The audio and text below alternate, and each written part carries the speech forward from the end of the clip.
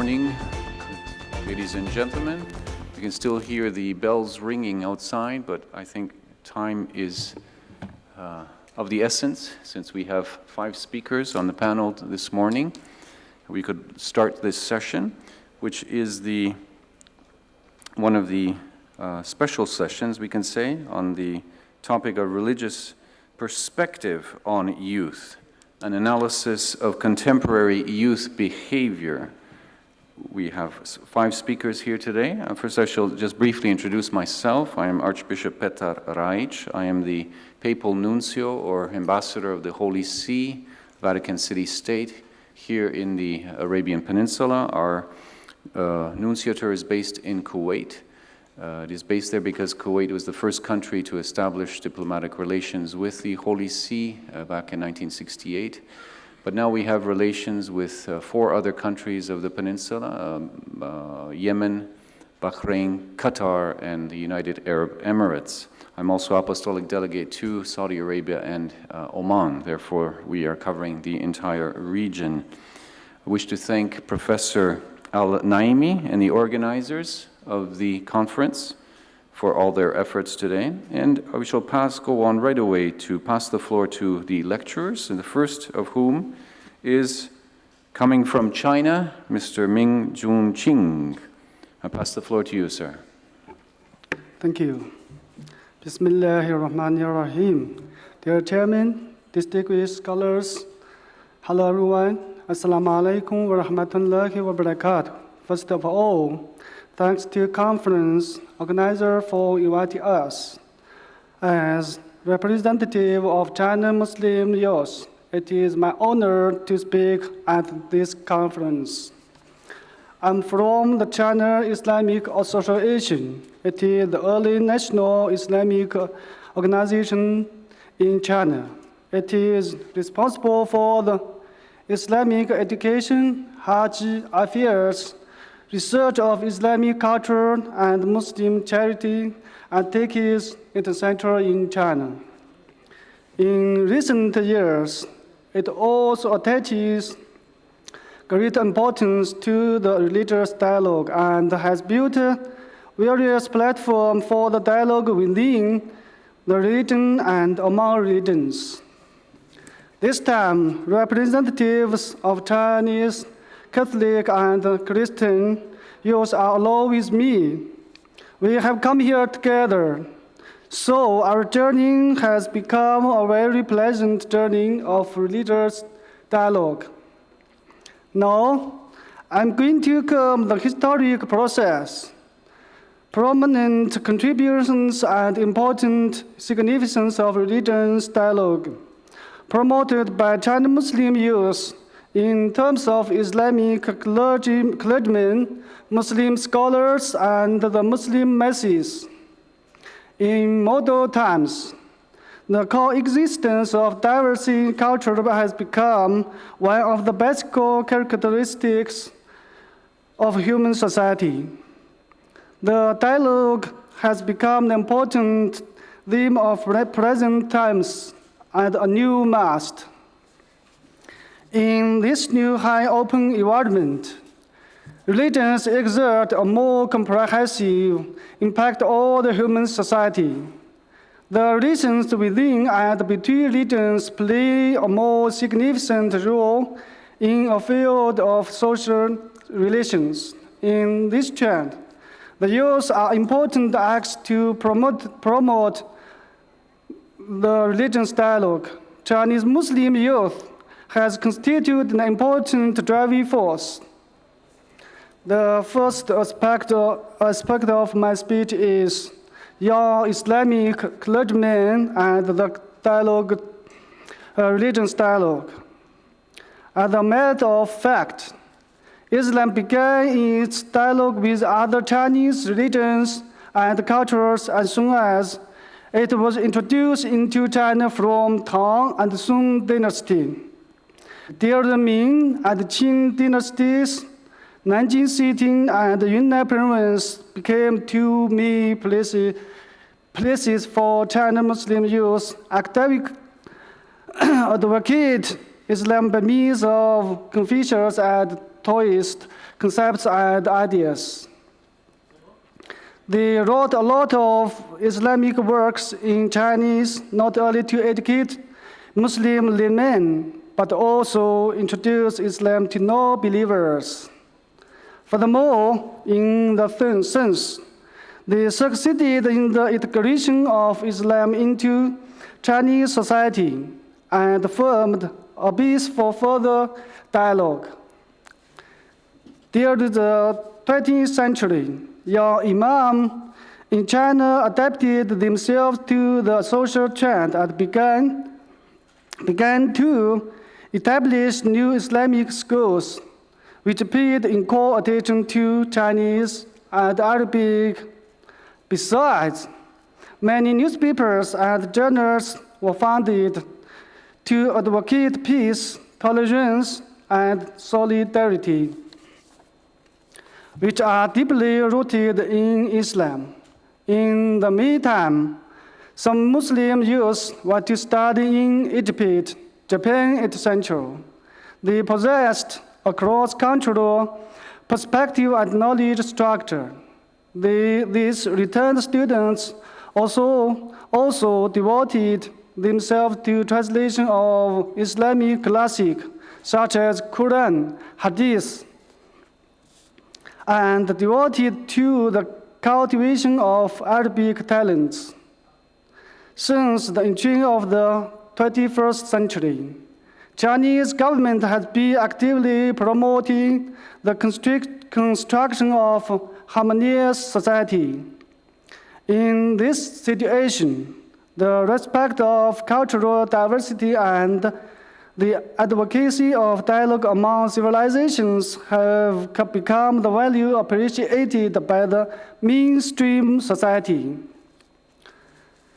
According to statistics collected by the China Islam Association, more than 60% of 55,000 Islamic clergymen are young. At present, the composition of the Chinese Islamic clergymen has undergone a tremendous change. Young clergymen are increasing in number. They have relatively high education level and their knowledge structure is more reasonable. These young clergymen take advantage of their strong points, such as sharp thinking, broad vision, and abundant knowledge to advocate and practice the thoughts and spirits of the religious dialogue by means of various methods. Firstly, these young clergymen make use of Juma words to interpret the connotation of harmonious peace idea advocated by Islam.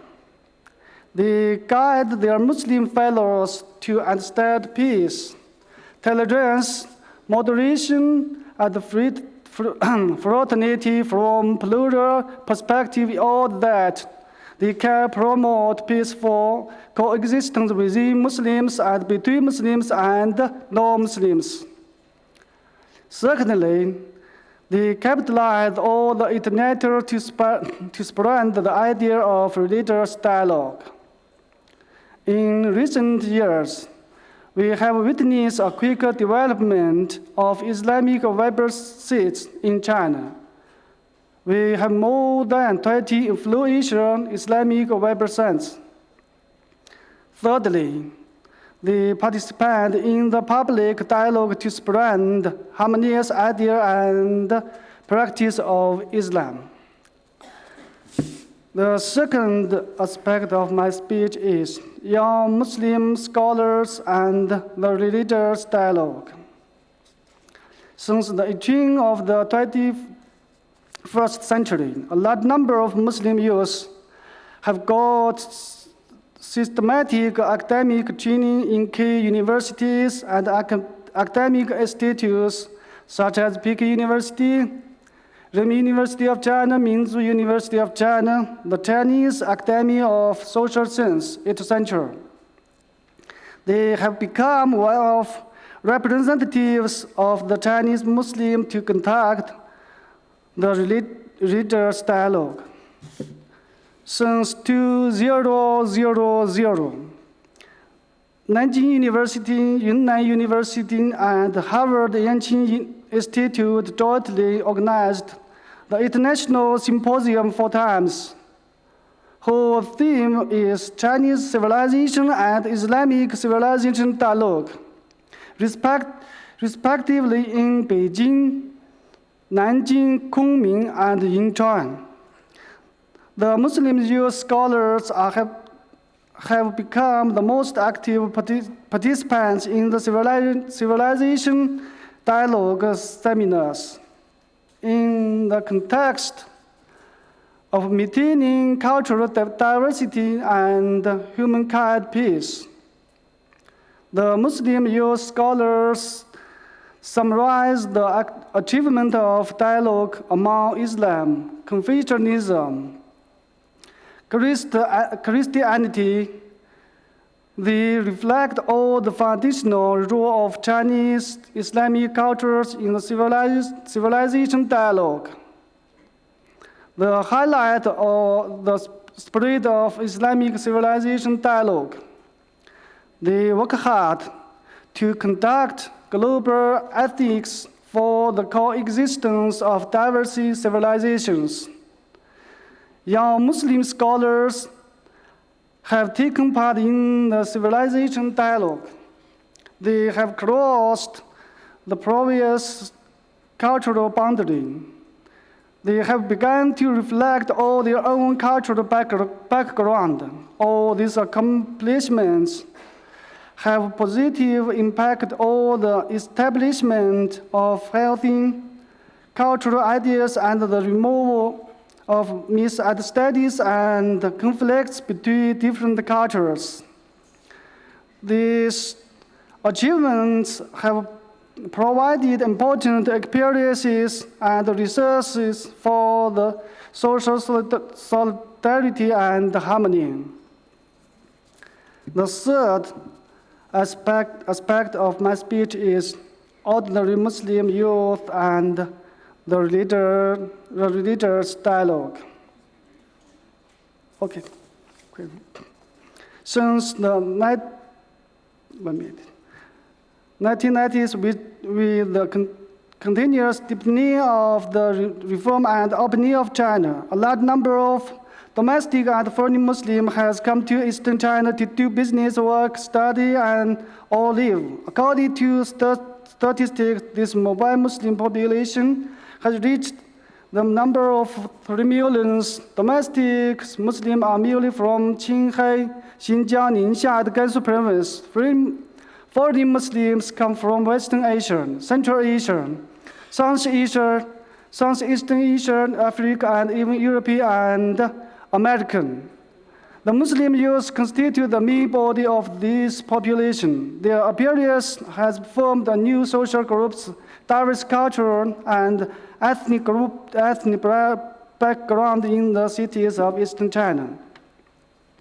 The large mobile Muslim population use commercial activities as a media, mosques as a center, and workplaces as a platform to conduct comprehensive cultural exchange and religious dialogue within the Muslim fellows and within non-Muslims and the grassroots. They have deepened the understanding between different religions and cultural groups. This is the most distinctive part of the religious dialogue conducted by the ordinary Chinese Muslim youth. I think the religious dialogue is getting increasingly important with the development of the world history. It has helped the formation of a new view of civilizations which highlights human closeness, social progress, the world peace, and global harmony. The history tells us that we can't have a colorful and harmonious future unless religious and cultural diversity is maintained by means of its active cooperation, mutual trust and benefit, and common development through the spirit of equality, democracy, and tolerance. Thank you very much. Assalamu alaikum wa rahmatullahi wa barakatuh.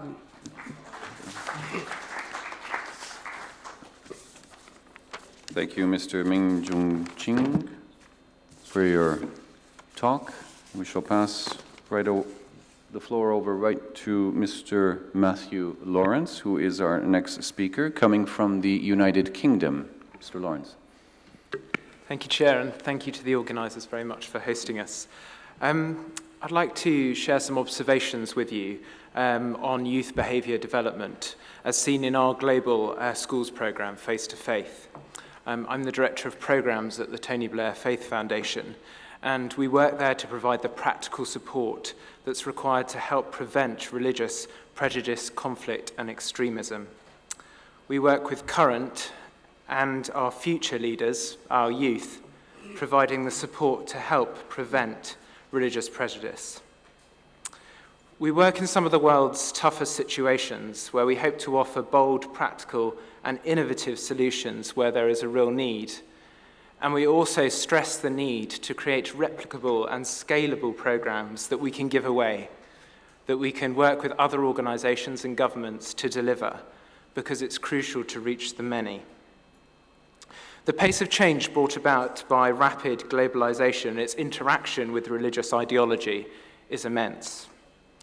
At a global level, there is an increasing recognition that there will be no lasting solution to many conflicts across the globe without understanding religion's place within them.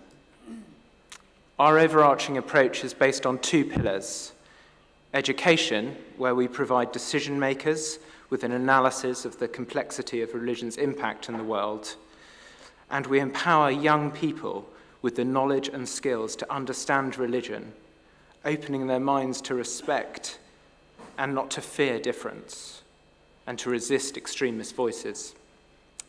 And we work in the field of exposure, facilitating human connections with lasting emotional resonance by exposing people to others with different cultures and beliefs. They can learn from each other and so live with each other. We believe that demonstrating the positive role that faith can play in society is the most effective way of weakening the corrosive narrative of extremism. After all, where there is ignorance, there is often fear, and where there is fear, there is often conflict. But where there is greater knowledge, there is greater understanding, and where there is greater understanding, there follows a greater chance of peaceful coexistence. We believe that there is no answer to this problem that doesn't start and continue with the importance of educating our young people, changing their behaviours so that their behaviours today are reflected in their futures. And we must ensure that our programmes aren't elitist, that we aren't just reaching the few, picking the individuals, but reaching the many to bring about real generational behavioural change. So Face to Faith is our global schools programme for young people aged 12 to 17. And in that programme, we seek to empower them through an educational experience that provides an opportunity to safely learn to negotiate diversity through experiences that help to make the unfamiliar familiar and to develop a key skills of dialogue needed for peaceful coexistence in a globalized world. We argue that an understanding of and openness to different religious perspectives and religion's role in the world should be delivered through education systems worldwide, and we work with governments and school systems to try and achieve this. The approach of Faith to Faith is one that encourages young people to develop an understanding of different faith and beliefs, and learn how to engage with them respectfully, finding ways to share and recognize difference. Face to Faith encourages young people to learn about one another, to explore diversity in a variety of safe spaces, and these are crucial. In addition to the safe space created by teachers in the classroom using our school's materials, we have created 2 virtual safe spaces to enable international dialogue. We encourage students to engage with one another through our online learning community. This is a private, moderated online community where students are able to explore one another's points of views and experiences. This is a vibrant online space with currently over 20,000 students in over 1,000 schools registered. It is important to note that while schools are often very keen for their computer technology, to grow and be enhanced. Very few school systems are supporting students to develop the skills to use the internet for respectful online dialogue. Schools often seek to protect students on the internet by protecting them from the internet. Yet the ubiquity of internet access dooms this to failure. We can't expect students to learn good communication skills from the internet as it exists. If anything, as I'm sure we all know, the models of interaction demonstrated there are disrespectful, closed-minded, and confrontational. We need to teach and model good practice and give students a safe space and the necessary support to help them to use the internet for effective and respectful global communication. Probably the favourite space, and I wish I could show you some examples of this, for interchange for many of our students is our programme of facilitated video conferences. We use a range of sophisticated software to bridge connections between schools around the world, even those in challenging low bandwidth environments. We are able to engage in dialogue with one another. All our video conferences are facilitated by skilled and experienced facilitators who are able not merely to develop the dialogue between students, but explore and enrich the opportunities for learning in that space. Most of our video conferences take place in English, although we are able to facilitate in Arabic and other languages. And as I said, we want to give this program away for others to use, and we continue to recruit facilitators from around the world. By this means, students in the Philippines can talk to their peers in Pakistan and America without leaving the classroom. Or in Mexico, they can reach Morocco and Nigeria. Key to the success of Face-to-Faith is the fact that it's a peer learning program. So the learning takes place in the video conferences and through the online community is generally dialogical and reciprocal. I learn from you, and you learn from me. This is a particularly powerful approach for a number of reasons. Learning from one's peers frequently enables a much deeper level of understanding and certainly establishes a much greater emotional resonance. Just to quote from one of our American teachers, "We held a video conference with a school in Jordan at the start of our Islam unit. The greatest moment came towards the end when a young woman from Jordan told our students that she had been very nervous to speak with them because she wasn't sure what American students felt about Islam, and she wasn't sure if there were misunderstandings about the religion. She said that the video conference has made her feel so much better because she had been able to talk with students who clearly cared to understand Islam. A number of my students were in tears, and it created an added dimension to our Islam unit that I know had great impact." Now, those students in tears were strapping 17-year-old American boys. So this is the power of the connection and the power of the opportunity of this program. So the learning is not merely flowing into the classroom, it also flows out. The students are learning simultaneously teaching each other and being empowered by the realization that this experience gives them a voice that can be heard around the world, to explain their points of view, explore their cultures, and correct the misapprehensions and misunderstandings about themselves that they perceive in others and that they may encounter. One of our teachers in Egypt described her students after a video conference. They felt awesome by the end of the VC. They had found out that they could be persuasive and change for a moment the opinion of their counterparts in the US towards Egyptians. There were some very challenging questions from their counterparts, which allowed my students to discover themselves more than ever. One concern about this program, and others like it, is that it may challenge the faith identity of young people have. But in fact, our experience is this can often be the reverse, that the children taking the opportunity to begin to explore their faith and their background gives them an enhanced desire to understand it. When one is surrounded by a faith community, one doesn't have to think deeply about its positions or its shared views. They seem obvious. However, when it is challenged, someone who is from outside the community saying, "Why do you do that?" students often find they don't know. And this recognition of their own lack of knowledge and of their own traditions proves a powerful spur for deepening their own understanding. One Indian parent commented to us that her daughter had never shown any interest in Hindu culture, never attended temple or even read scriptures or participated in family rituals, until she had to explain it to those outside India who had no knowledge or understanding of her culture.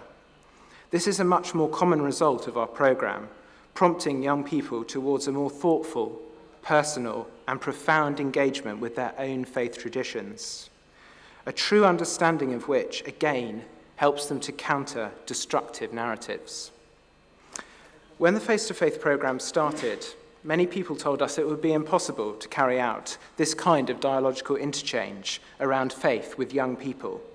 We have demonstrated that it's not only possible, but also positive and desirable for young people to have these kinds of experiences. We believe passionately that these values and experiences of faith-to-faith should be a central part of every child's education, that dialogue and learning to live with difference should be as normative in schools as maths and science in every curriculum. As a foundation, we work to incubate programs that enable other organizations, governments, and institutions to be equipped to counter narratives of prejudice and violence. We are already working with governments, as I mentioned, and many educational bodies to expand our program where we may not be able to go given our resources.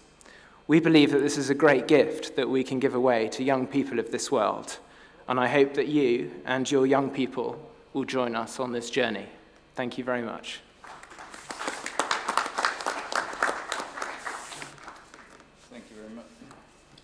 Thank you very much, Mr. Lawrence, for also respecting the time frame. It's very kind of you. We shall pass the floor now over to Rabbi Simcha Weintraub, who comes from the United States of America. Rabbi?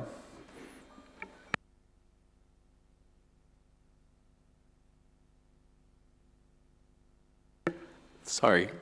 I'm compelled to begin with 9 words from Psalm 133. Hine ma tov u'manaim shevet achim gam yachad. Behold, how good and pleasant it is for siblings to sit together in unity. Before entering the substance of contemporary youth behavior, I first want to identify 4 central Jewish concepts which will apply to virtually all of the behaviors before us. The subject I was given was to give a Jewish religious response to contemporary Jewish behavior. So I have up on the wall a kind of Judaism 101. I'm going to briefly talk about these 4 ideas and then turn to 4 very troubling behaviors that are part of today's youth culture and consider a couple of Jewish perspectives on these, and then we're going to turn to some great counterpoints. So first, the image of God. As we know from Genesis 1, God created humans in the divine image, which we understand not as about physical similarity, but about our ability to emulate the Almighty by being just and compassionate, sacred and creative. There are many wonderful texts expounding on this idea, but let me just offer one excerpt for our purposes. Human was created as a single individual, Adam, to teach you that anyone who destroys a single soul is as though he destroyed an entire world. And anyone who preserves a single soul is as though he preserved an entire world. And to preserve peace and harmony among creatures, so that one person not say to the next, "My Father is greater than your Father," or as some might say, there are multiple powers in heaven. And to show the greatness of the Holy Blessed One, for while a person stamps many coins from a single mold, and all that are produced come out alike, the King of Kings, the Holy Blessed One, has stamped every person with the mold of the first Adam, yet not one of them is like his fellow. And so each and every person is obligated to say, "For my sake the world was created." So as the image of God, human beings are precious, and the value of every human life is beyond measure. We are from one mold, but we are by design, each of us unique and of great potential. Each of us is needed by the world. Each of us has a calling. Each of us is created in the image of God. The next idea I wanted to just mention is that of Yetzer HaTov v'Yetzer Hara, or in English, the good inclination and the evil inclination. Human nature is understood in the Jewish tradition as having both an altruistic, generous, outer-directed side, as well as a more selfish, egotistical, narrow aspect. And the Talmud says that God created us with two inclinations, the one good and the other bad. The evil inclination presents a non-stop challenge to human beings. The evil urge attacks man daily with renewed vigor, said Rabbi Napaha in the Talmud. And elsewhere, the evil urge begins like a guest and proceeds like the host. Now, even though we call it the evil inclination, this aspect is also necessary according to our tradition. Without the evil inclination, no man would build a house, take a wife, beget a family, or engage in work. The Jewish tradition understands that Torah, which I'll say very little about, unfortunately, can counter the evil inclination. Indeed, we're supposed to use the evil inclination to fulfill God's will. You shall love the Lord your God with all your heart.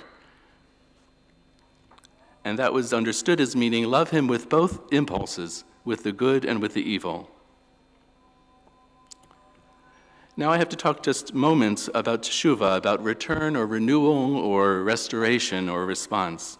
Since everyone will err, everyone will commit misdeeds, indeed everyone will transgress, built into the very structure of the world is the process of repair called teshuvah in Hebrew, which is often translated repentance, but it might better be rendered return, renewing, restoration, or response. The traditions express that this path of returning and repairing was created even before the world itself was formed. In other words, the healing preceded the injury, and is described as the cement which keeps the world from falling apart. It's the prophetic call to restoration and response, as in Hosea 14, Shuvah Yisrael, return, O Israel, unto the Lord your God, for you have stumbled in your iniquity. And I think I gave you the text, if I'm not ahead of myself. They asked of wisdom, what is the punishment of the sinners? And wisdom replied, evil pursues sinners. They asked of prophecy, what is the punishment of the sinner? Prophecy replied, the soul that sins, it shall die. Then they asked the Holy Blessed One, what is the punishment of the sinner? And God replied, let that one do teshuvah, the repentance and return, and find atonement. Or as the Jewish Bible scholar and philosopher Martin Buber expressed, one cannot find redemption until one sees the flaws in his soul and tries to efface them. Nor can a people be redeemed until it sees the flaws in its soul and tries to efface them. But whether a person or a people, whoever cuts out the realization of his or her flaws is shutting out redemption. We can be redeemed only to the extent to which we see ourselves.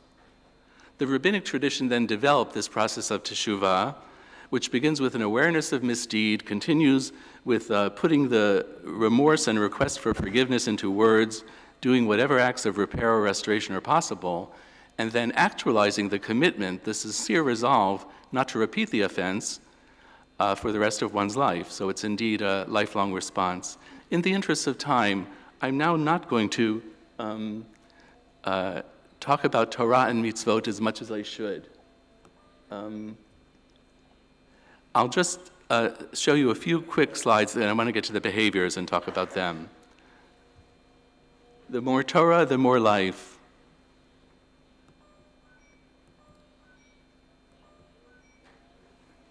Though exiled, when Jews engage in Torah, they are at home. Now, it is important for me to identify for you that in Judaism, the Torah is considered both the written law and the oral law, the subsequent layers of rabbinic expansion or exploration of the written law.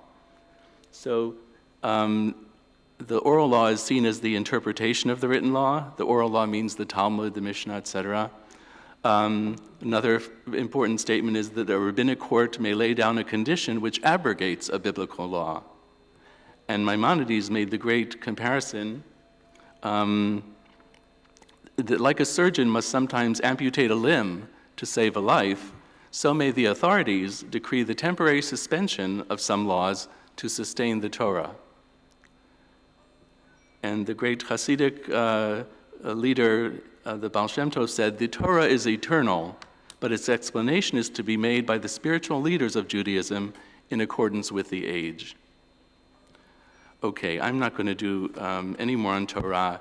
You know how important it is in the Jewish world. So let me go to the 4 behaviors that we're going to touch on.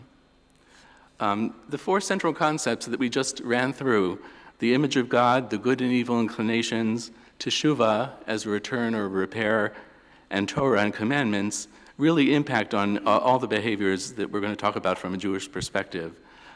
These are the 4 which might be considered the most distressing from social, psychological, spiritual, and religious standpoints.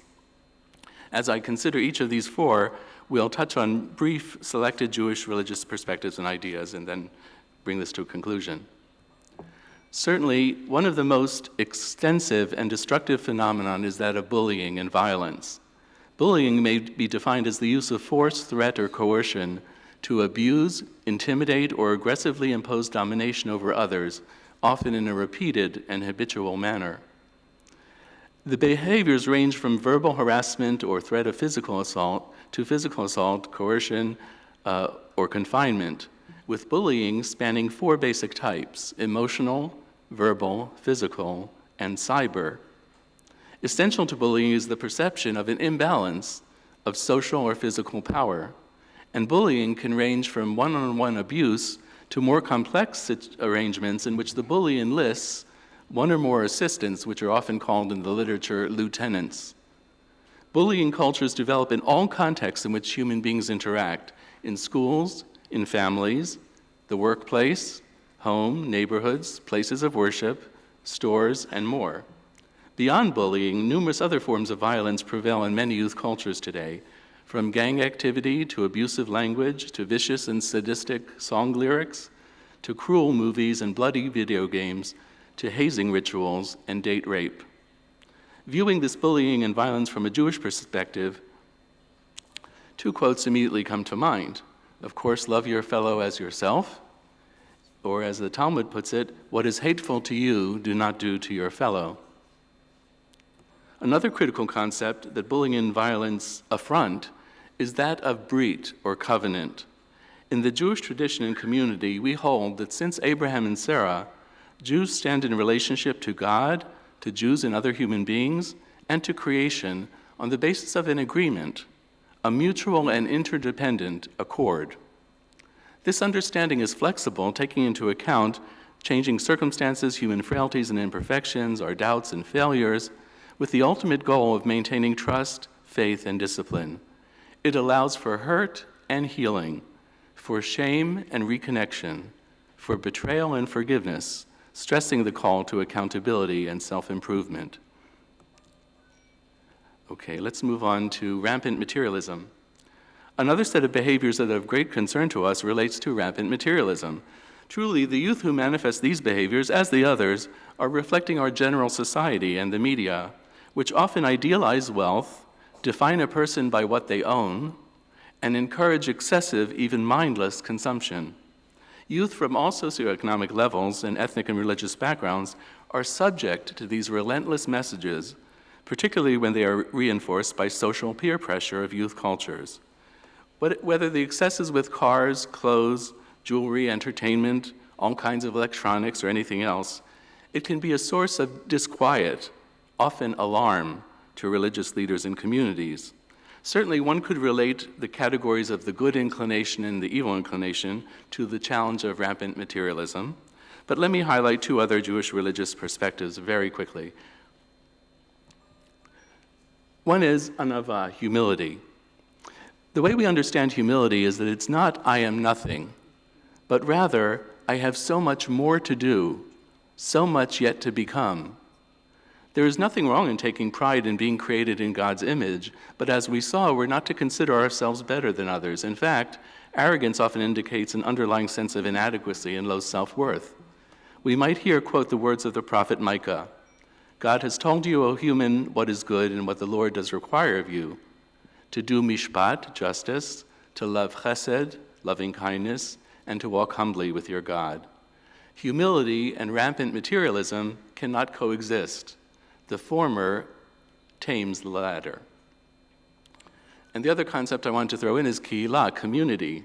Another extremely important religious perspective and central to Judaism is how rampant materialism is a rejection of the social interdependence which we perceive as fundamental and necessary. It replaces the we with the me. Very quickly, I'll just give one of these two quotes behind me.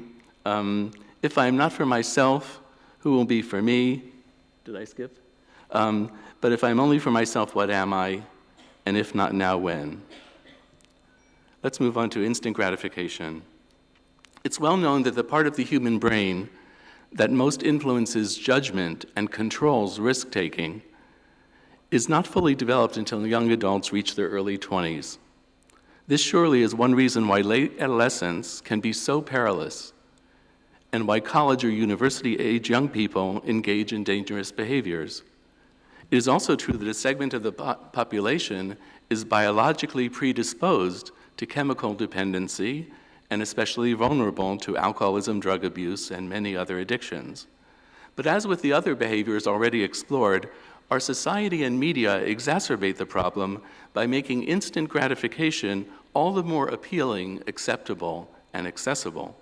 Feeling good now is modeled as the way to live, and certainly the way to confront boredom, stress, pain, alienation, loneliness, rejection, and life's many other challenges, instead of learning and mastering coping skills. Our discussion before about good inclination and evil inclination applies here, as we perceive that young people have critical decisions to make. Jews, as the choosing people, not the chosen people, but the choosing people, are urged to make thoughtful, informed, responsible choices in life, and this is gravely serious and compelling when it comes to drug use. And I won't give you the text from Maimonides, but he has a beautiful text where he says every person should consider him or herself half innocent and half guilty, and think of humankind as half innocent and half guilty, so that every choice, every action influences the course of the world. And the great Hasidic teacher Reb Nachman of Bratslav said, everything in the world, whatever is and whatever happens, is a test designed to give you freedom of choice. So I'm just going to name sexual promiscuity and then wrap this up. Okay. We understand sexual promiscuity as behavior that's either predatory, objectifying, utilitarian, and/or unrelated to mutually committed, respectful relationships. We do have to acknowledge that, as with addiction, sexual promiscuity often does not represent a simple love of sexual activity. In many cases, the decision to have many partners and engage in risky behavior relates to deeply rooted emotional or mental disorders. And I won't say anything more about this clinically, but we can discuss it later. And it's important to look at the background or the etiology of sexual promiscuity. The two ideas that we would stir in from a Jewish perspective are that of holiness, kedusha, becoming holy, really. And we don't have time here to explore the holiness code in Leviticus, but it's very compelling to see that teachings like you shall not curse the deaf or put a stumbling block before the blind and you shouldn't go up and down as a slanderer among your people, all those teachings are followed by a list of sexual prescriptions. We may not agree with all of them in 2014, but the goal is neither to demean others nor to debase oneself. To counter human beings using one another as objects or relating in one-dimensional ways, indeed to sanctify sex as part of sanctifying life and ensure the respect and self-esteem of sexual partners. Okay, subsequent Jewish laws spoke about something called tzniut, modesty, and about choosing the best path, decision-making, selecting life-affirming behavior. But enough of the bad news. It's really important to say how contemporary youth shine, and with this I'm going to give my concluding remarks. Whether it's service projects such as organizing community gardens, fixing up parks, anti-bullying efforts, helping the elderly, feeding the hungry, entertaining hospital patients, or volunteering with underprivileged populations, or joining in programs that bridge ethnic, religious, racial, and economic groups, or advocating for environmental responsibility, the truth is that contemporary youth are really a fount of hope and promise, vision and courage. I think that religious leaders and communities can encourage more positive youth behavior in just a few ways. For one thing, we have to say we can't lecture youth into proper behavior. I didn't bring these texts to say you should go home and teach such things to your kids and think that out of kind of a left brain intellectual approach, you'll conquer everything.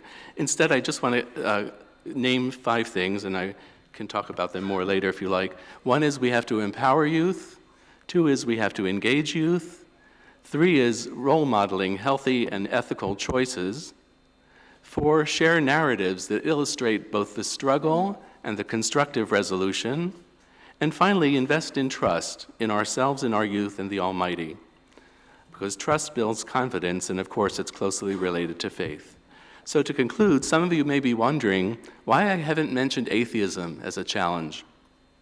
What I'd like to do is to conclude with a teaching of a great leader of Hasidic Judaism, Rabbi Moshe Leib of Sasov, and here it is.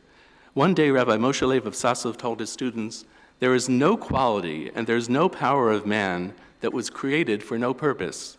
Even base and corrupt qualities can be uplifted to serve God." One student raised his hand and asked, "Rabbi, to what end can the denial of God have been created? Surely there's no purpose to atheism."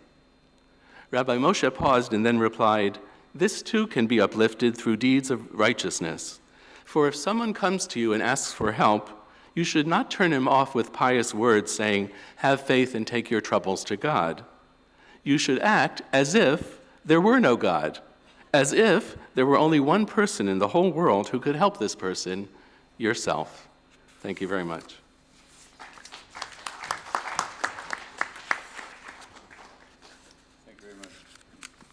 Thank you very much, Rabbi Weintraub, for your presentation. And we now pass on. We've gone through representatives from 3 continents. Another continent here is the African one. Mr. Imad Isaacs representing. Oh, you need the clicker. Oh. Yeah. Very good. Okay. Thank you so much. For another presentation. Okay. The floor to you, sir. Thank you, Mr. Chairperson, and also indeed thank you to the organizers. Ladies and gentlemen, allow me to introduce a little bit about myself. It's really an honor sitting here because I'm probably the youngest person on the panel. So I actually finished high school about 5 years ago, and I went to I actually went to a Muslim high school, and my entire childhood has been in a Muslim community. My grades 3 to 6, my 7, 8, and 9, I took off years from school, went to a madrasa in which we memorized the Holy Quran. And following that, I then returned to the Muslim school, and I was just continuously surrounded by Muslims. Following that, I can clearly say that, the only time a person really got to grapple with differences was when I started university. Anyway, my presentation today touches a little bit on a South African case study of the experiences of high school youth in faith-based institutions. And this will actually relate to a practical implementation of the 5 points that the rabbi just mentioned of empowering the youth, engaging the youth, role modeling healthy and ethical choices, and also constructive conflict resolution. So, as you can see, coming from a very homogeneous community in the sense that I grew up just surrounded by Muslims, this project is particularly exciting for a number of reasons, which I will show you briefly. Okay, clicker. That's next. Okay, cool.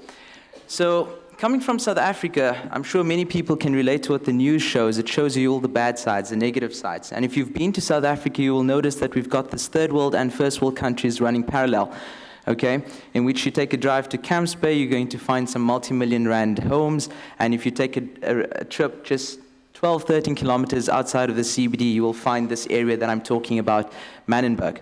Now, Manenberg is not uncommon. Manenberg is like many other cities, or townships in South Africa. So today we'll look at the following in terms of the need for faith in Manenberg, a brief history of the area, the students' identification of an exciting project that we have running over there, known as the Leadership College, which is the flagship school of the Two Oceans Education Foundation, and then also dialogue opportunities at the school and other programs that encourage this interfaith relation. Now, specifically talking about Manenberg, in 1966 this place was established as a colored township. Coloreds, according to government legislation back in the apartheid era, you had white people, and literally the law said white people are those that are clearly identifiable as white people. That's literally what the law said. It said black people are those that are clearly identifiable as black people, or also at the term defined as Bantu. And then there was a third category that said coloreds, and literally the direct words from the law was anybody that is not clearly identifiable as a white person or clearly identifiable as a black person.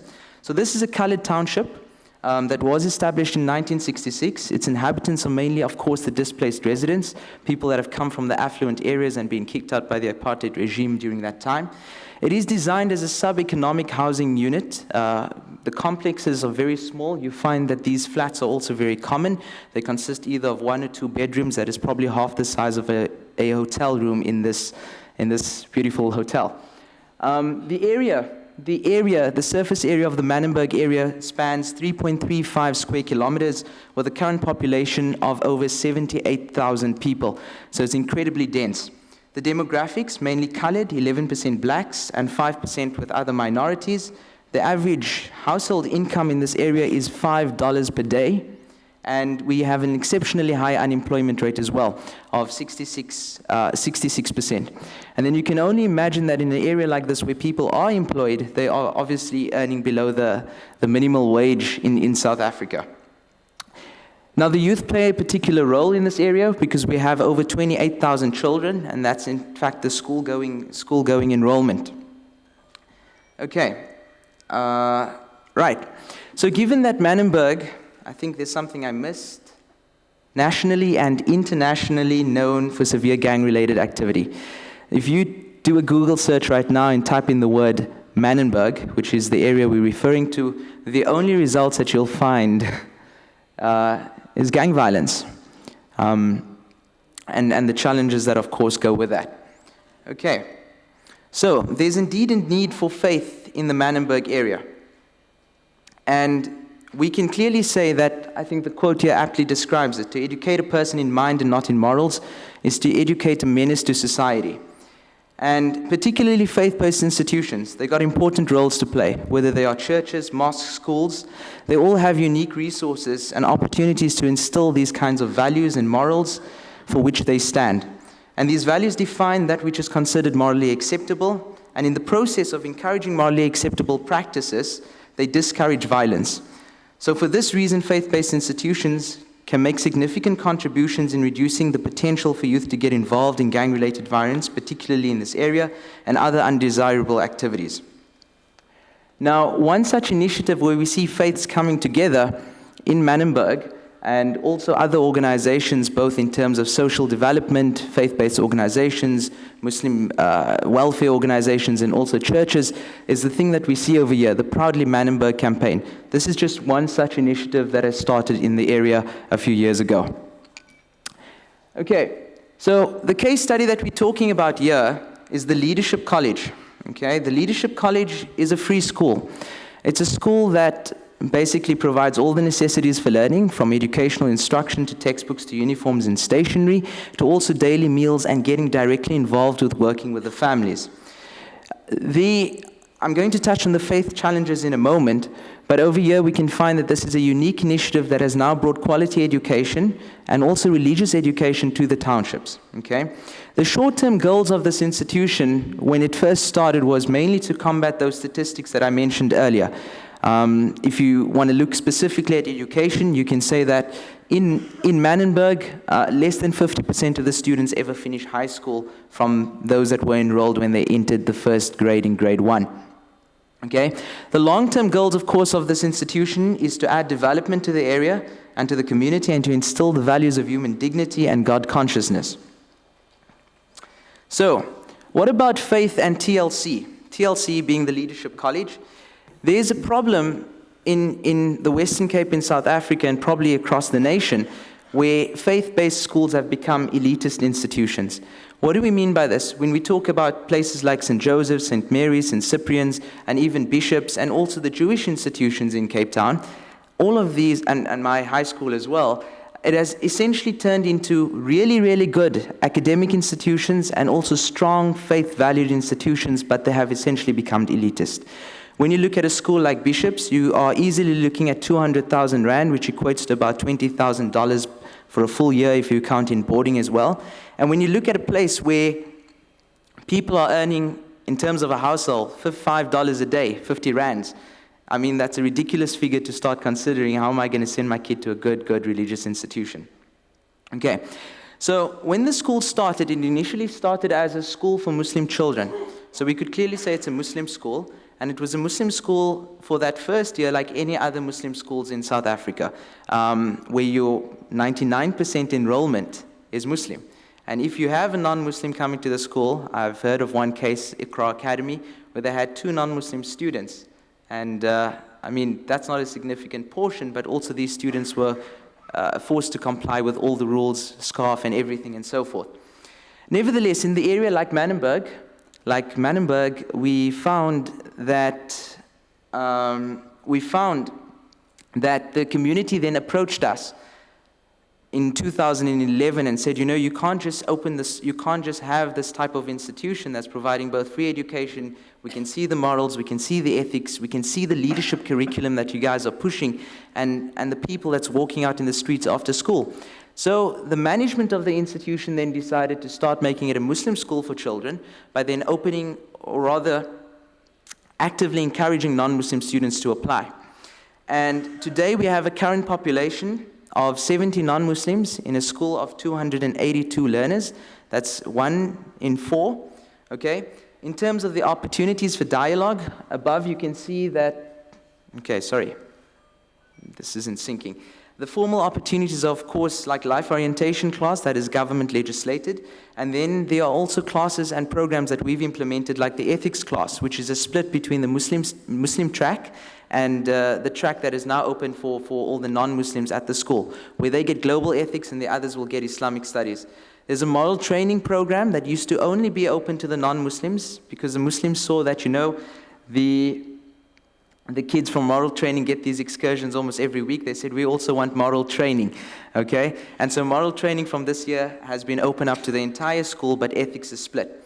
Scouts also plays a big role. Scouts concludes their prayers with a Muslim prayer, then a Christian prayer, the Lord's Prayer, and then a traditional African religion prayer. Okay, the informal opportunities, of course, because the school has such a strong faith-based component, we have found that recess periods is actually engagements between both Muslims and non-Muslims, and it's been particularly interesting for this reason because one student on the next slide said, I'll just read one of the quotes. She said, being in such a faith-based institution has opened up many doors of understanding between the religions, and that I don't think that this is the case at government schools because it is less focused on such values. Okay, I'm going to conclude in a few seconds. The other quote from a learner here, he said, because the school has the track that, you know, teaches the Islamic religion to the Muslim students, but offers the ethics courses to the non-Muslim students. One kid also said this, we don't necessarily get to study our religion at the school because we get the ethics classes. So the beliefs aren't necessarily covered, but I know we can learn this at church, and I'm happy that we are free to positively identify and practice as Christians at TLC, the Leadership College. Ladies and gentlemen, the results, the paper of course deals with it a lot more, is that we have found that this is a place of true tolerance where both Muslims and Christians can say they haven't been oppressed, they are not limited, that it's a dynamic institution that is there to actually develop the leaders for a better Manenberg, for a better South Africa, and of course for a better world. And it dispels this notion of elitist faith-based institutions. And as management, we have even gone a step further to say, let's do this together, let's do this with Muslims, with Christians, and with other faiths that are in the area of Manenberg. I conclude with a quote from Thomas Friedman, who said, big changes occur when what is suddenly possible meets what is desperately necessary. Thank you very much, ladies and gentlemen.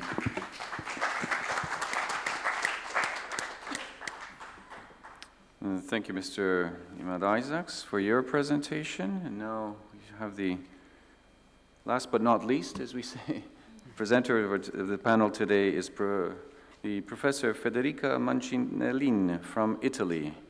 Yeah, sorry. There you go. Thank you for the word. So there are now over 15 years that I deal with young people, particularly in Rome, Italy. But I had also the opportunity to meet many European and even African youth. I'm one of the responsible of the movement, Italian movement Youth for Peace, that was born in Rome about 20 years ago under the umbrella of the community of Sant'Egidio, and gathers young people from 11 to 25 years. These are young people who come from different backgrounds and different social classes. They are both Italian and immigrants. They are young people who are committed to building a more just and more human world. Now the movement is spread in other countries, in Europe, Asia, Latin America, and Africa. Before speaking a bit about my personal experience, I would like to respond to the title of the conference. I'm able to face the theme of this panel, analysis of contemporary youth behavior, only from a European point of view, since it's the condition of youth I know best. It must be stressed that what Western young people live in this historical moment is very different from what young people from other parts of the world are experiencing in recent years, and in particular, I'm referring to Arab world. Returning to the West, many studies have been made on young Europeans and their behavior in the recent years. A lot of books have been published. Various authors, journalists, psychiatrists have tried to enter the world of youth in order to describe it, but above all, to try to figure it out. It emerges, in fact, that the adults have a great difficulty in understanding the contemporary youth world, and they often experience a mixed feeling of misunderstanding, alienation, and contempt for a so different world. Analyses conducted tend to notice more the negative aspects of contemporary youth behavior, marking the difference with the past as sometimes demonizing young people, especially teenagers, till to consider them a social scourge. A famous Italian journalist described some months ago the young people as the lying down, that is, young people who do not care anything, incomprehensible, selfish, and unwilling to commit. Even in the press and television emerge largely episodes in which young people are involved in a negative way. Let's think to the growing phenomenon of youth violence, or the so-called phenomenon youth and knife, or even the increase in episodes of bullying in schools. These phenomena are transversal in the sense that concern young people from different social classes and no longer, as in the past, involving only those with social problems. The psychiatrist Charmet has explored the youth world, defining the young people fragile and arrogant, while the socialist Crépé wondered if the problem of the hard dialogue between the two generations, adults and young, is not due to a waiver on the part of the adults to listen to young people, to educate them, and communicate them a strong speech.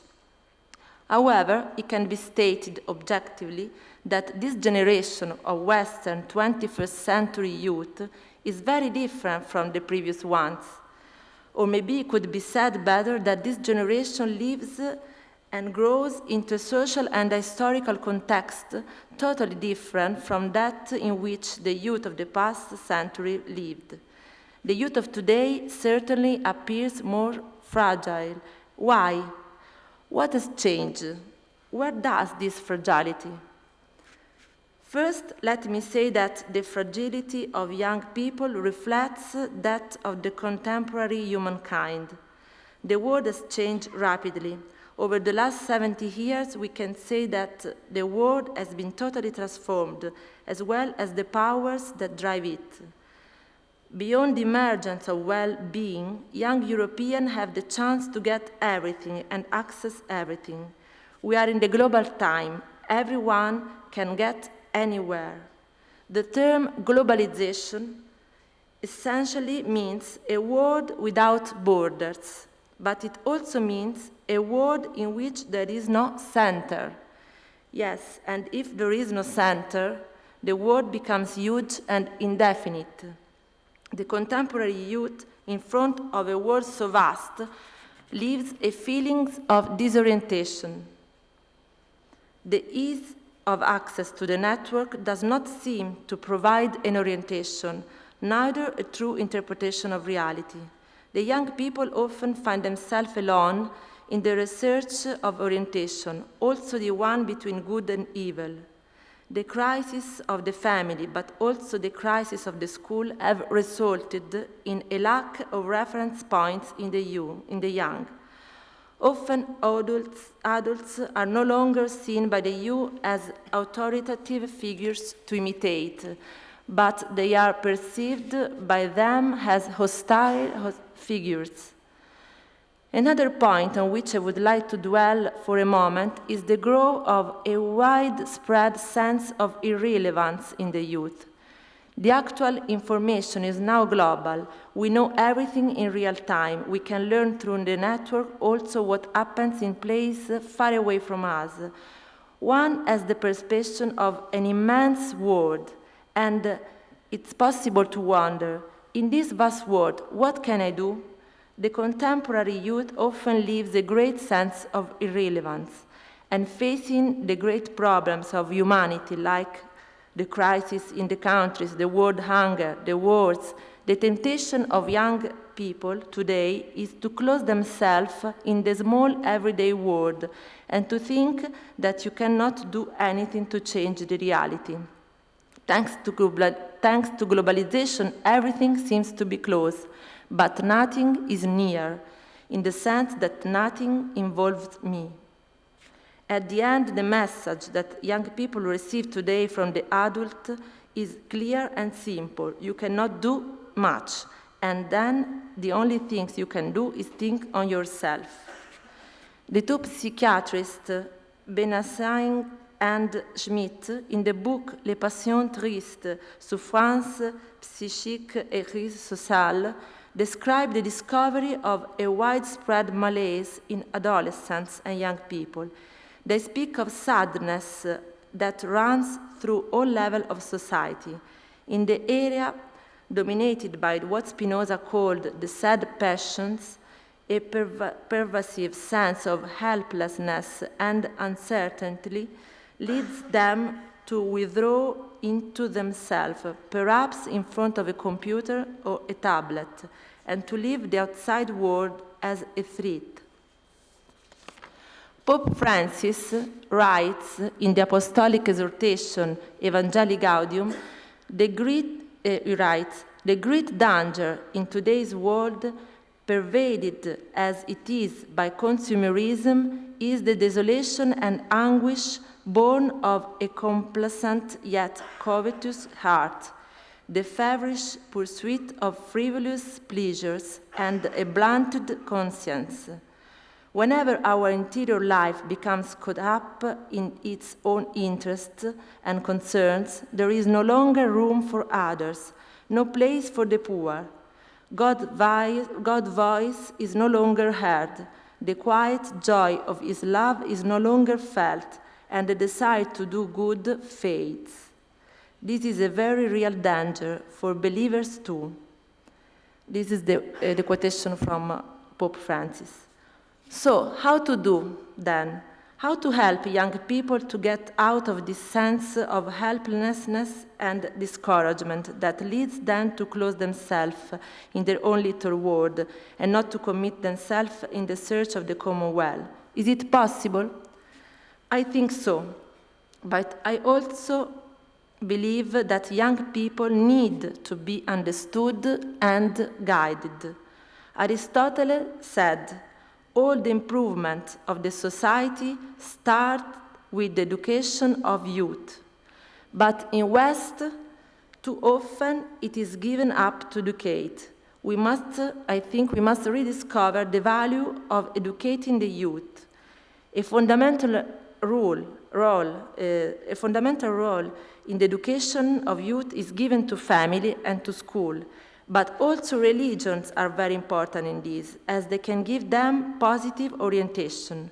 Religion, in fact, have the task of restoring positive values to young and should not give up. There is a need to give back to the youth a strong ideal for which to live and engage. We need to help young people to look at the future with hope. Meeting lots of young people approaching to the movement Youth for Peace, I can testify that young people are bearers of profound demands, as the demand of the meaning of their life, the demand of the future, the demand for good. It is not true that young people today don't have interest and they don't want to commit for something. This is not true. Let us think last September 7th, when Pope Francis has called everyone to pray for Syria. And there was an evident religious demand. And St. Peter's Square was full of people, but was full especially of youth. I believe that young people not only have many profound demands, but they also have a lot of energy to spend to make the world better. They can be a good power, despite their fragility, if they are guided and loved. And we, men and women of faith, have a huge responsibility on this. I want to speak a bit of my concrete experience with young people. The movement Youth for Peace is born looking with hope to the future of the young people. In my years of experience with the youth, I noticed how young people in this wide, globalized world are looking for a strong and defined identity. The more the boundaries are extended, the more it seems to be need restricting and defining a clear identity. But often, this identity is built against others. For this reason, the Youth for Peace movement offers young people to get together for and not against others. There is indeed a need to strengthen positive identity of being in the group. In the Youth for Peace, young people from very different social backgrounds, different cultures, different countries, learn how to stay together, and they become friends, doing something for those in need, for those who are poor. Everybody is useful while preparing a party for the elderly who live alone in an institution. There is who can sing, who can play, who can recite a poem, who can cook a delicious cake. So the differences become an asset, a richness, and no more a contrast. So they learn an inclusive way of being together, different, very different from the everyday life, especially what they experience in the school, where youth often experience the feeling of exclusion. So to help young people to get out of the blind alley of irrelevance and utilitarianism, it is necessary to reveal to them the joy of disinterested making, the usefulness of useless.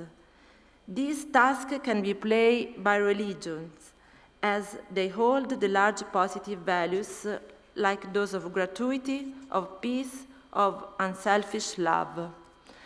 And I think very important is the value of gratuitousness that is revolutionary in a world market, in a time where everything is bought and everything has a cost. So, to conclude, because we have not so much time, I want to say that the Christianity as this important task. And so we can teach youth to love. We can teach youth to live the feeling of mercies, as Pope Francis always repeats. So, because the gospel and Christianity are not only rules, so not to do this or do not do that, but the gospel is freedom. The gospel is the freedom to love. But of course, it's also an hard work, it's also joy. And there is important this, the joy. And I think that we know the golden rule that crosses all the major religious traditions is love your neighbor as yourself. Do not do to the others what you don't want done to yourself.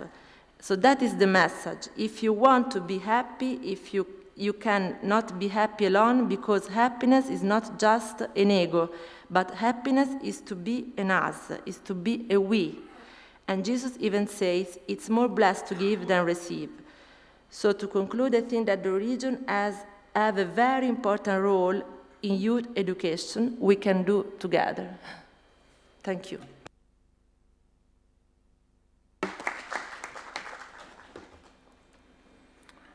Thank you, Dr. and Professor Mancinelli, for your words. We've concluded the presentations, and now we have a few minutes left over for discussion before the next break.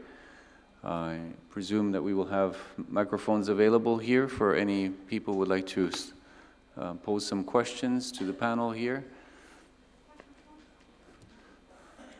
Okay, we have one there. Two. Okay, the gentleman in the back was the first, and then the lady here. Thank you, Chair. My name is Iqbal Sakrani from the UK. First of all, thanks to the panelists for the excellent presentation they have made. In view of the fact that the subject matter was to do with the youth behavior, I would like to hear from the panelists some of the contemporary issues that we face in the present environment, in the present societies, issues to do with ethics, morality. And specifically, if I may refer to a subject which is now very much topical, the whole issue of the same-sex marriage, the promotion, and I use the word very deliberately, word promotion of homosexuality within the society, disturbing the very foundation of the society in which we live in. What are we really doing in our societies? I'll give you one specific example in the UK. When the government introduced the legislation, there has been voices being raised from different people, different areas, much more so strongly from the groups that have been lobbying for homosexuality, promotion of it, to the extent that they send information to the schools across in different parts of the country, providing more information in terms of why it should be treated equally to the issues of marriage as well, between men and women, and then between the same sort of sexes. As far as the faith community is concerned, we see a deafening silence. Is this a way for us to proceed when we talk about our different scriptures that are very clear? The position is so clear in terms of it, of making sure that this is an area which we should not indulge in. And I'm being very specific here. We are not talking about issues of hatred against any community. That is part of our faith, part of our teachings, that we should not hate anybody, irrespective of the type of lifestyle they lead in. But what I'm worried about is the silence in even getting our message across in terms of what is right and wrong in the community, and particularly affecting our young and the youth. Thank you. Thank you, sir. It's a lady right here, I believe in the third or fourth row. She was the second. And then we have a third question there. I think that's all we have time for, yeah. So we'll only have the three. Please. A lot of our faith traditions have special revelation, and I want to speak to the tendency of creating islands of meaning in a sea of meaninglessness. where the world, where people work, is often viewed as sort of a threat to religion. What would it mean? Our youth are trying to find their way in the world. They're trying to find a job. They're trying to find a significant partner. They're trying to establish a family. What would it mean for us to help them navigate that world and still live meaningfully in it? If our faith traditions are islands of meaning in a world of meaninglessness, then we're teaching our youth that it's a meaningless world that they have to find their way in. And what would it mean for us in our special revelation to also look for the hand of God in natural revelation in a world out there so that our youth can look for a way to meaningfully connect where they have to find a job, find a partner, establish a family, without shaming them, but helping them navigate a meaningful way to find their place in it. Thank you. And the third question, right here, the gentleman, yeah, who just stood up. I'm not sure if we'll have time. We'll see. Thank you very much. Right. Tarafa Bagajati from the Islamic community in Austria. Again, many thanks for all speakers. Especially, I learned a lot about China and South Africa. As a Muslim, we have such important knowledge to get in such conferences. My question is to Rabbi Ishaq, if he has in his experiences positive impact concerning youth contact, Jews and Muslims. We know how emotional the situation is. We know how the prejudices are, but we started as an example in Austria with some relationship, not neglecting those problems, but also going back to the common heritage, to the Jewish history in Syria, Iraq, Palestine, before the grounding of the State of Israel, but also till Maimonides and Averroes, if you have some ideas in this issue. Thank you very much. Okay, and the one final question here, to this gentleman here. That's all we'll... شكرا جزيلا المهندس مروان الفاعوري الأمين العام المنتدى العالمي للوسطية. أكرر الشكر للمنظمين لهذا المؤتمر وبخصوص مداخلتي أو سؤالي في هذه المنصة يجلس يعني أتباع ديانات الثلاث ولابد لهذا المؤتمر أن يكون على تماس حقيقي في واقعنا المعاصر خاصة ونحن نتحدث عن القوة المحركة في كل المجتمعات هي الشباب. نلاحظ أن الخطر الأكبر الذي يهدد العالم كله الآن هو التطرف أو الإرهاب. وللأسف أن هذا التطرف وهذا الإرهاب أصبح الآن يستخدم بشكل سياسي، يوظف بشكل سلبي لتصفية حسابات بين دول وبين حركات وبين تيارات على امتداد العالم كله، والعالم الإسلامي خصوصاً والعالم العربي على الوجه الأخص هو الساحة التي تنفذ من خلالها هذه الأجندات. نلاحظ الآن أن الإرهاب يضرب في كل العالم، وبالتأكيد كما نعلم جميعاً أنه لا دين له ولا وطن له ولا هوية له. لكن يعني نريد موقف واضح في هذا المؤتمر ومن قيادات يعني العمل الإسلامي والعمل المسيحي والقيادات اليهودية الموجودة هنا في بيان رأيها فيما يحدث سواء كان في العالم العربي أو ما يحدث في أفريقيا الوسطى أو فيما يحدث في كل العالم أو ما يحدث حتى في فلسطين من انتهاكات ومن تعبئة ثقافية يمكن أن تجري عبر مناهج التعليم للشباب. لا يمكن لهذه المؤتمرات أن يكون لها جدوى وأثر عملي ما لم يكن هناك جرأة للحديث. القمر له وجهان، وبالتالي نريد أن يكون هناك وجه واضح يعني هذه الأفكار الجميلة التي نتحدث بها والتي ستبقى يعني عرائس من الشمع ليس فيها روح وليس فيها حياة إن لم نكن صريحين في مواجهة هذا الخطر وهذا التطرف الذي يوجد في الديانات الثلاث أو في أتباع الديانات الثلاث. شكرا.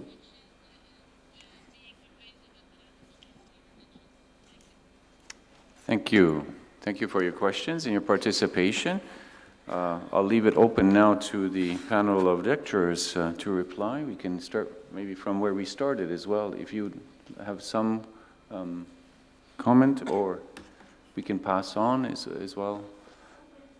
1 minute each, all right? All right, we're given, all right. No comment there, fine, okay. We'll pass on to Rabbi then. Thank you. What wonderful questions. I'll just say regarding the question that wove in same-sex marriage and homosexuality. So of course the Jewish community, like every other community, has had to respond to this, had to figure out its way. And even though 1/5 of 1% of humanity is Jewish, 1/5 of 1%, 14 million Jews roughly, we managed to have very different opinions on this issue. So what I did want to say is what we agree upon across the board is, and you kind of reflected this too in your question, is the dignity, the image of God in every human being.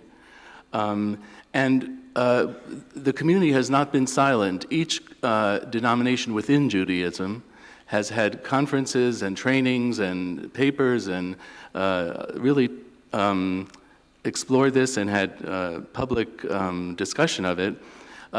We are blessed with a process of growth in Judaism, meaning that there's a way to explore these things. And even if in the conservative movement, which is kind of the centrist movement that I'm a part of, same-sex marriage took a process of 3 years of study to see whether it could have a place in Judaism.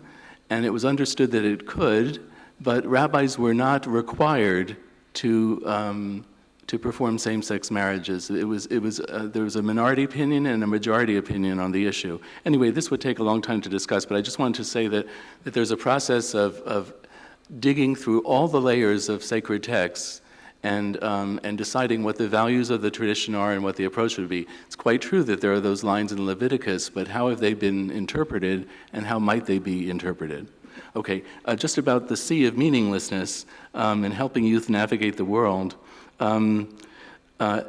Adolescence probably ends at age 30 now. If you think about it, no offense down there.